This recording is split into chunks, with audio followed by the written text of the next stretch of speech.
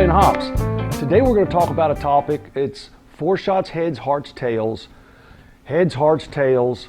Foreshots, feints. If you get my point. There are so many different opinions about this, but I'm going to give you George's explanation and the way I kind of go about it. I'm not necessarily the only one. I don't have the bottom line right answer. I've got a pretty good one. But if you read across the internet and blogs, and no matter where you're looking at, the information is so confusing. I'd like to just break it down and make it as simple as possible, and then you develop your own technique and your own process. But before we get to that, on the last video, I introduced an idea about using copper in copper pennies that were minted before 1982. So I spent a little bit of time. I went down to my local bank and I said, hey, here's a $5 bill. Give me 10 rolls of pennies. And they did, and I took the 10 rolls of pennies, I cleaned them up, I put them in a bucket, and I used some Tarnex. Hey, look, when you do that, it's going to make the room smell a little bit awful. It smells like, you're dyeing your hair or something, but it does a really great job. It cleans everything off so you can read the dates.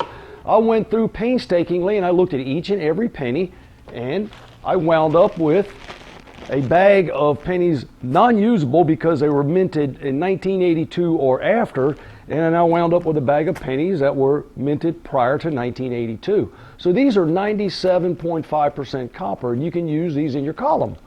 I didn't count these, folks. What I did was I weighed them, though, and I found out that 30% of my 10 rolls were good pennies. So there's a copper source for you. Just start checking the dates on your pennies. Okay, let's get down to the brass tacks here, because we have a discussion of foreshots, heads, hearts, tails. Now, depending on what document you go to or what literature you read, sometimes you'll find out that foreshots aren't even discussed or heads aren't even discussed, so it's foreshots, hearts, tails, or it's only heads, hearts, tails. And in some cases, you'll find you'll have foreshots, feints. Don't let all of those confuse you. Here's the way I look at it. Believe it or not, in my opinion, foreshots and heads really kind of happen together when you stop and think about it. And we're going to get down, I'm going to use a couple of numbers. I don't want to confuse you, but I'll use a couple of numbers to show you what I mean. Then you have hearts, which is the stuff that you really want to keep, and tails. Now, the big question is, when do I make these cuts? Well, the way I look at it, I say, well, why don't I let the process help me the best that I possibly can? And in a minute, I'm going to demonstrate that for you, but let's explain it first.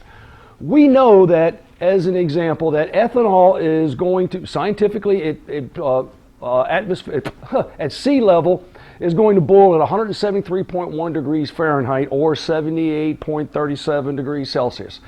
But that's at sea level. None of us are always at sea level, so we're going to be at different places. So remember, any of these numbers that we use, yours may be a little bit off based on your elevation. I mean, gosh, ask somebody from Denver, Colorado how hard it is to boil potatoes. You'll find there's a big difference. Okay, but this is a good data point for you. So if we know that that's with ethanol. We know that water boils at sea level at 212 or 100 degrees Celsius. Now they have what's called an azeotrope mixture.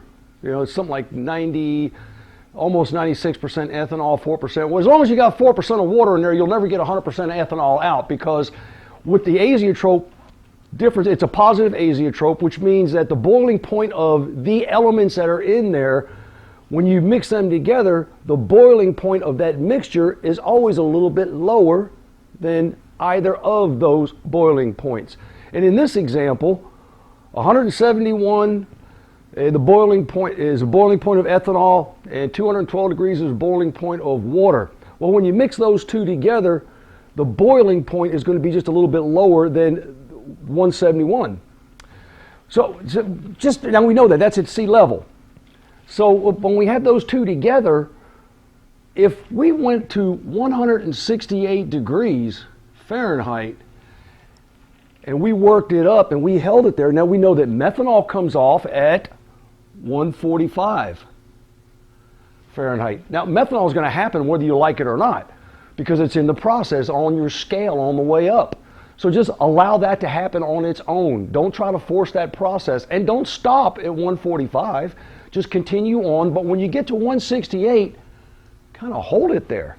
And if you hold it there for about 10 minutes, what will happen is that your still will start to run somewhere after 145, and it may even start prior to 145, all depending on the atmospheric pressure in your local area and everything else involved.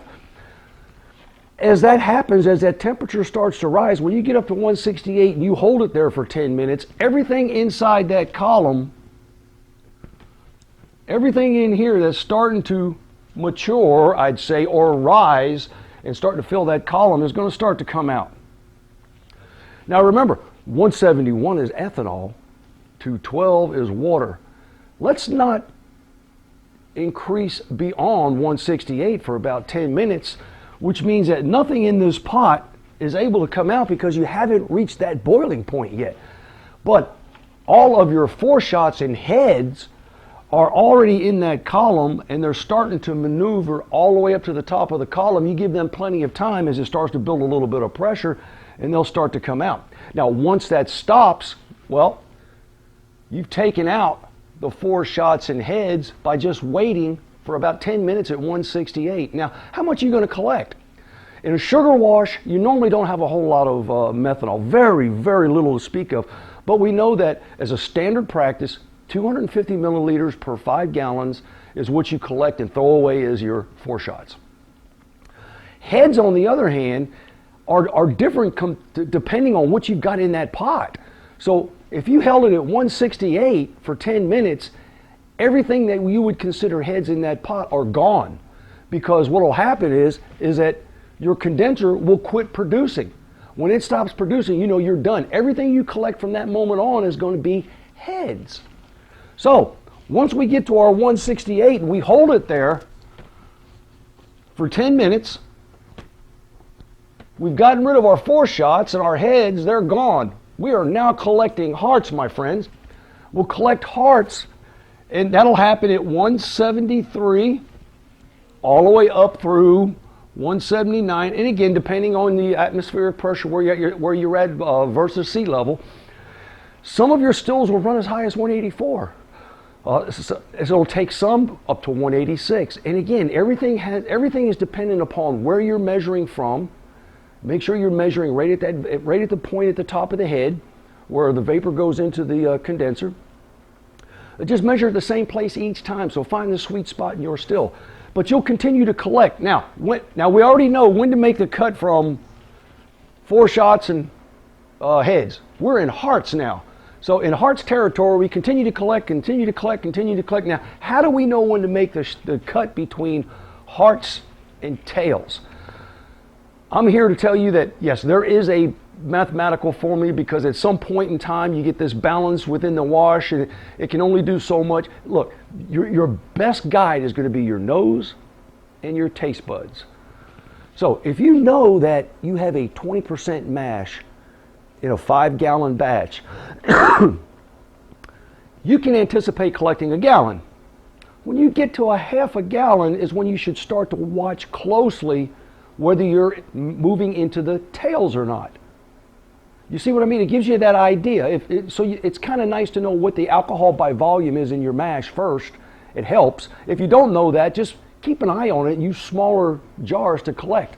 But as you start to collect, start to smell it.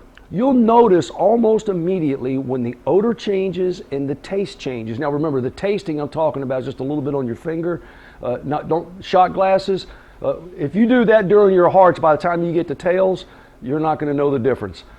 So just smell it, and people say it smells a little bit like a wet cardboard smell. It's a little bit more pungent to me than that, but you'll notice it directly.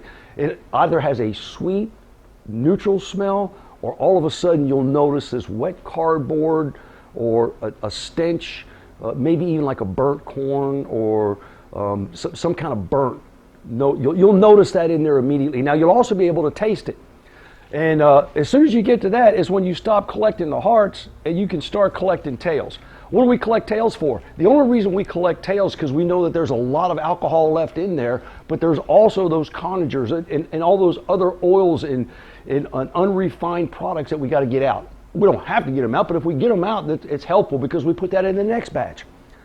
Don't worry, if you put them in the next batch, they'll separate out again and you'll wind up with tails again, but you'll also wind up with a higher proof in your kettle. So, okay, let me demonstrate for you what it looks like on your still, because I get this question a lot as well. So, when we're running that still, let's say we get up to 145, and I hope you can see this. You'll see a couple of drips come up a little bit there, and then they'll start to drip. Now, we're going from 145 to get up to about 168. You hold it there, and you'll notice that it'll start to drip a little bit more.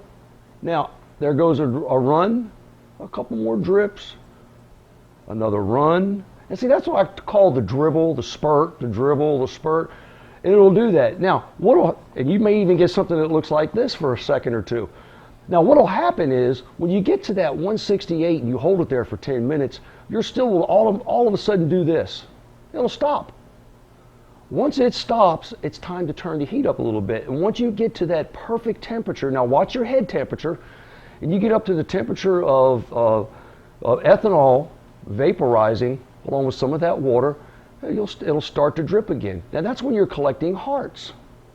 And now you'll notice as you see drip, drip, drip, and a spurt, drip, drip, drip, a spurt, and it'll continue to do that. There's your spurt. And I always say it's like the size of a pencil lead, and that's for a good 2-inch column. A 3-inch column will produce a little bit more, a little faster. There goes another spurt. See, so it'll continue to do that until it gets down to your tails. And at this point, this is where you're going to smell and you're going to taste. And remember, when you do your taste, it's just a little bit on the tip of your finger. Just don't taste shot glasses when you're trying to get through this. But this is what it should look like when your still is running and it's running healthy. Now, there are people that are going to confound that. There are people that are going to say that I'm wrong. That's okay. I've got thick skin. Our experience has shown that we make a very exquisite quality product by following these simple steps. We wish you the very best in your brewing hobby. Remember, never take advice or cooking advice from a skinny man, and never take a sleeping pill and a laxative at the same time. We'll see you on the next video.